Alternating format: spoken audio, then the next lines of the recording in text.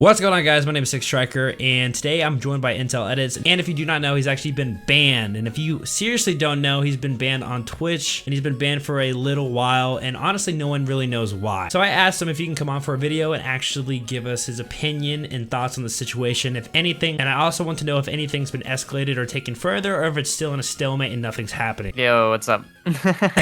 So Intel, I want to know honestly why you think you're banned on Twitch, and what steps are you going to take going forward to potentially get unbanned or just potentially be able to stream going forward? Oh boy. Is that an answer that I wish I could, or is that a question that I wish I could answer accurately? Like, what I've said in my videos has been mostly the truth. Like, I honestly really don't know the reason why I've been banned. Like, the only thing that I've only been able to like speculate reasons as to why, you know, I've possibly been banned.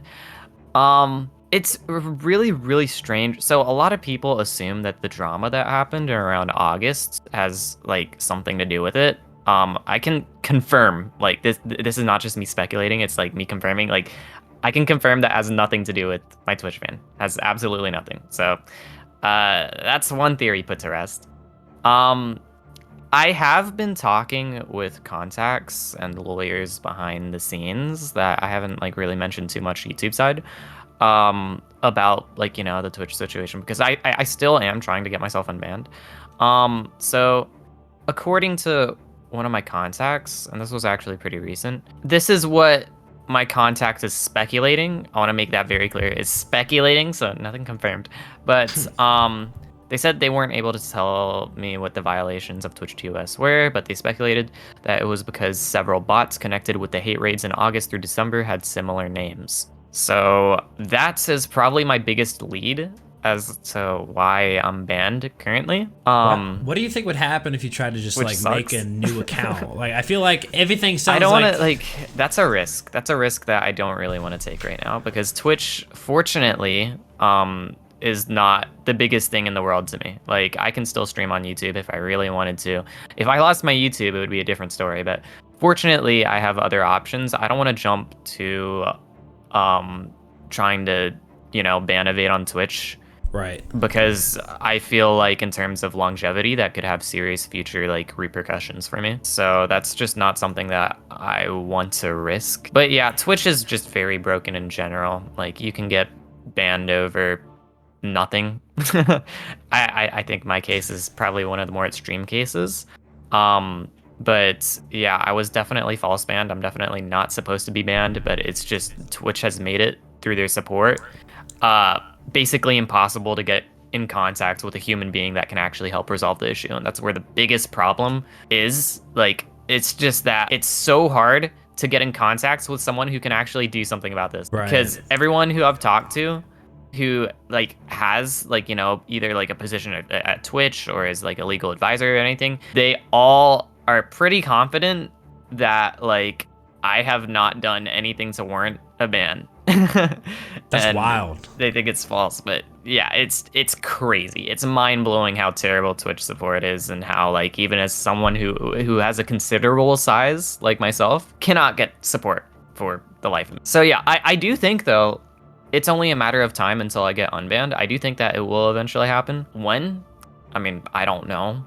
But right. I think that eventually it will happen. Eventually someone will. I feel like that's wild though. Like, I don't think you should have to be able to accept to wait for someone to look over this when you know you're in the right, you didn't do anything wrong. If we look over what like Ludwig, he was deciding to choose between Twitch and YouTube. He basically just said YouTube treated him like a human, and Twitch was basically textbook follow the rules or acted like a robot. And I feel like that's a lot of what Twitch is if you violate something, they barely look into it. It takes a lot of social influence to be able to look into it. I just think it's wild. But what you're saying does sound promising, and I seriously do hope you're able to get back on Twitch and be able to stream, because I do agree. I hope so.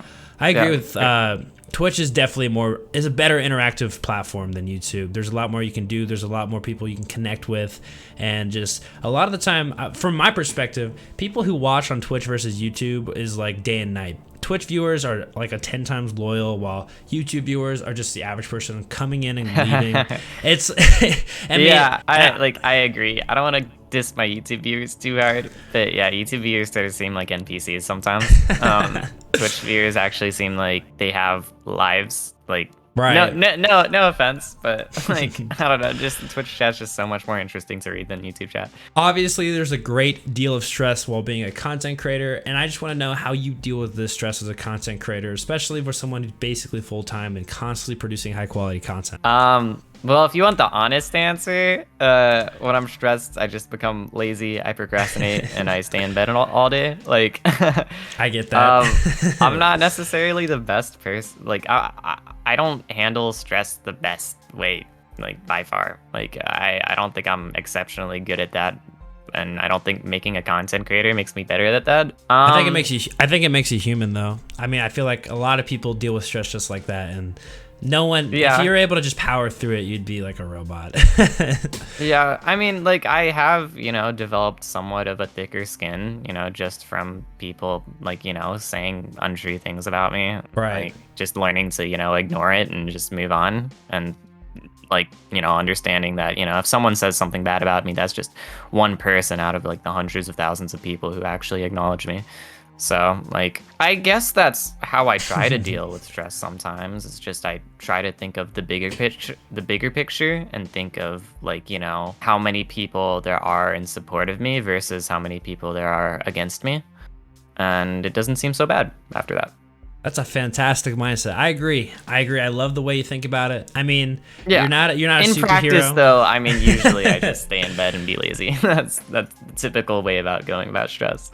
Right. It's not easy. It's never going to be easy. But hey, you're doing a good job, and congrats. Keep working hard. Appreciate that. All right. So Intel, is YouTube currently a 100% full-time job for the foreseeable future, or do you value it as like a great option right now, and then you think about doing something else going forward?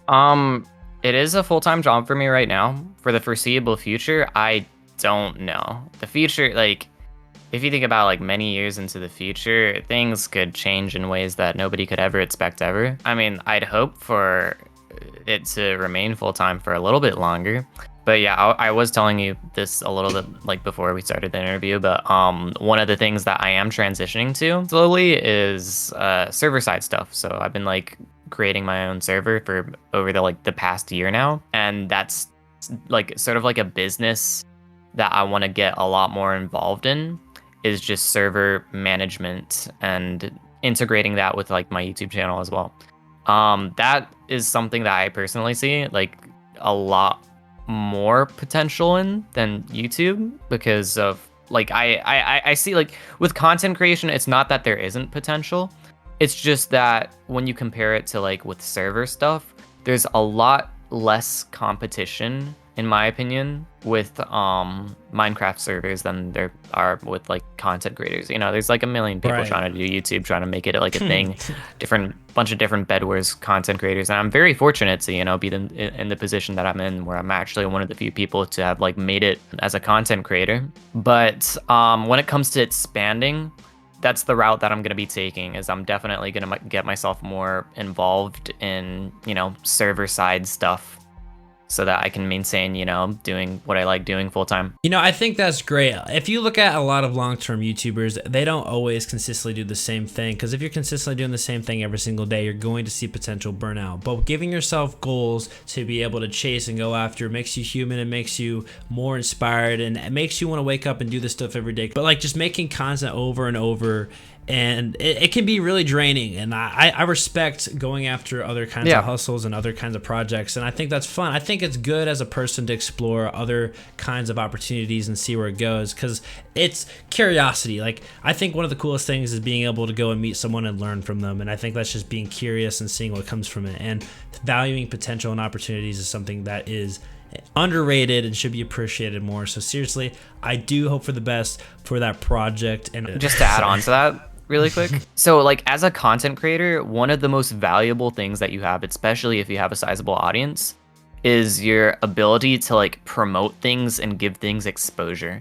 And that's something that's very, very valuable to pretty much any business right? Yes. Yes. So I do really think that one of the best things that you could do as a content creator is to try to start, your own business as well, and then use, your reach as a means to promote that. Which is definitely like the route that I want to, go in, especially with like, creating my own server and stuff. That's exactly what I want to do. Is I want to start more businesses, and I want to, use my reach to, help promote and help them grow. I agree with you that your reach is very valuable. And if you really think about it, when a lot of people promote their Twitch a ton, and I think that's one of the basic starts of using your reach to expand your platform past YouTube. Even though you're just streaming and it's another consumable kind of content, you're literally at the starting point of taking your audience on one platform and sending them to another and seeing what kind of effect it has. Like you see YouTubers who are in the 100 to 1,000 subscriber range basically making another career on Twitch by promoting it a ton. Obviously, money isn't everything, and I guarantee a lot of people will agree with that, but by being able to give yourself multiple routes to take and multiple roads to be able to do this, it puts yourself at ease. It definitely lets you sit back a little bit and not have to be on edge all the time, making sure you're perfect 100% of the time. It gives you a lot more room for error, and I think that's great. You're pursuing other kinds of work. Yeah, thanks. So what is one piece of advice you would give to an aspiring content creator? If I was to really answer that question passionately, I think I'd probably drag on your video for like way too long, but I'll try to condense it down as much as possible. What every content creator shares, whether it be like, someone who's new or someone who's like, been doing it for a while and they have like millions of followers, is that they usually focus their content around, one specific niche, whether it be like, playing video games, commentary, being a good personality, art, literature, like there's many, there's probably thousands of different niches out there, right? Mm-hmm. If you want to be successful as a content creator, without even thinking about like stuff like analytics, without even thinking about stuff like editing, like before any of that, right? You have to actually have a passion for the niche that you're striding to create content around. And I think that's very, very important. With a lot of content creation, people disagree with me on this, but I think that being good at whatever your niche is very, valuable. And it's definitely a lot easier to grow being good at, your specific niche than, just being bad at it and being entertaining. There's people who have like proven me wrong on that. That's why like, some people tell me like, I want to start making Bed Wars content, like what should I do? And like, I think the best piece of advice to give to those types of people is, first of all, find passion for the game yourself, right? And get good at it on your own. Like, go through that whole phase of just like self-discovery and like sort of exploration. Like, figure out if Bed Wars is even the niche that you want to like, upload in to begin with. Like, it's definitely not the only niche out there. There's like thousands of others. But find what you're passionate about first and develop skills for that niche. And then you can start thinking about, creating content from it, because you have a skill at that point that not a lot of people have. And depending on how you market it, you can make it look really, really interesting to people. Yeah, I just feel like that's easily the most important thing as a content creator. I feel like people sort of like try to jump ahead, skip the steps, start thinking about how to like, maximize their amount of views, try to pull as many numbers as possible. And they aren't even passionate for, what they're doing, right? Right. And that's how like you can still be successful that way. Like, don't get me wrong, but at the same time, you're gonna experience burnout really, really bad. Like, You're gonna experience really heavy burnout if you're not passionate for what you're doing. To add on to that, I would say the most basic level to basically support what you're saying is there's a lot of people who talk about how they want to lose weight. And to do that, most of the time, you have to be on a strict diet and go to work out. And you have to love the process, and you have to love putting the work in. And a lot of people don't like that. They don't love doing that. They just love the idea of it. So once they start it, they quit. But to be able to achieve the ideal fitness or the ideal body type you want, you actually have to fall in love with the process and have that passion of what you were talking about. So I 100% agree, and I definitely think, especially in a marketing situation, in an entertainment kind of field, that being good and making it's more valuable. So I agree 100%. I agree 100%. Yeah. Yeah, Alright. it's like, but yeah, it's a lot easier, especially like say as like if you want to get even more specific as a Minecraft PvP content creator, more people are gonna watch you if you're just better at the game. Like especially in like Bed Wars where you know you have like a ton of people playing Bed Wars trying to make content off of it, right? Like if you want to stand out, right, and that's really the thing that's going to help you get successful the most is standing out. You know, just being good at the game, better than your average player, is something that is going to be pretty valuable. I agree. Just find your specific niche, get good at it. Make sure you're passionate, so you actually like you want to get good at it, and you're not just getting good at it, to be a content creator or something. Like I agree. Thank you, Intel, for coming on and being a part of this video. If you guys don't know who this guy is, literally just go look up Intel Edits. I'll link him in the description. Thank you guys for watching, and I hope you have a fantastic day. Thank you. See ya.